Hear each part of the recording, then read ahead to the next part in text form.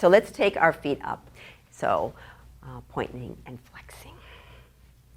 So I have a neighbor that I was chatting with yesterday and just rolled it around. And he had a heart condition at 60 and a major one, major. He's disabled now. And he was just saying, can you just, anytime you run into any person, can you just tell them to work their heart just for 10 minutes every single day? Because that's what my doctor told me would have saved me. And I said, you know what? We do that in yoga class, don't we? 10 minutes at least we do that.